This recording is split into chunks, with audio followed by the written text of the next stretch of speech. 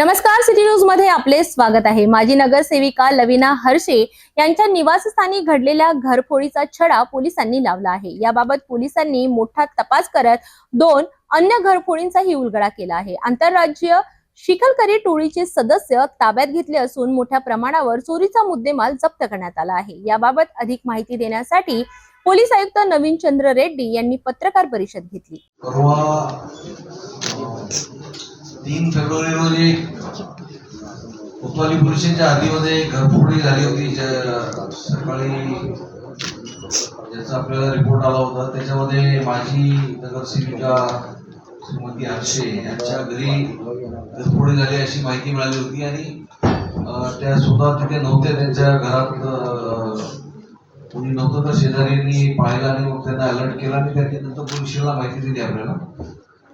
तर या गुन्ह्याचा तपास करताना सर्व अँगलनी पोलीस स्टेशननी आणि त्यानंतर जाधवच्या क्राईम युनिट 1च्या टीमनी याच्यात अनेक गोष्टींचा अभ्यास केला। जवळपासचे सर्व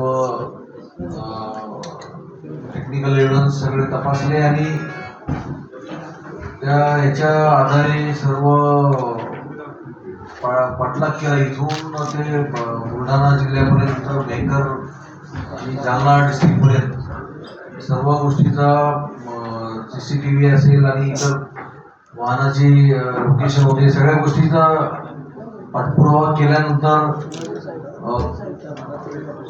काल रात्री म्हणजे आज सकाळी रात्रीपासून ते वॉचहून करत होते त्या व्यक्तीच्या घरी। सकाळी आरोपी जो आहे सतनाम सिंग बावरी राहणार शेंदला तालुका मेहकर जिल्हा बुलढाणा याच पोलीस स्टेशन मेहकरच्या हद्दीतून जानेफळच्या हद्दीतून आमच्या क्राईम युनिट टीमने ताब्यात घेतलाय आणि त्याच्याकडून पुण्यात त्यांनी जो चोरी केलेला होता बऱ्यापैकी मुद्देमाल हस्तगत केलेला आहे।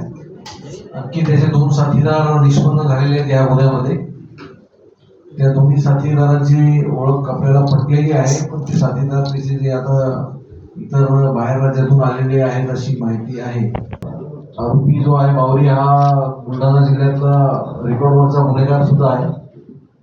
त्याच्या रेकॉर्ड्स मध्ये घरफोडी, चोरी आणि रॉबरी अशा प्रकारची घटना करणारा व्यक्ती आहे रेकॉर्डवर। यांनी त्या दिवशी घटनेच्या 1 दिवस आधी हे लोक 4 व्हीलर कार घेऊन आले होते अमरावती शहरात आणि शहरात 2 ठिकाणी घरफोडी केलेली आहे।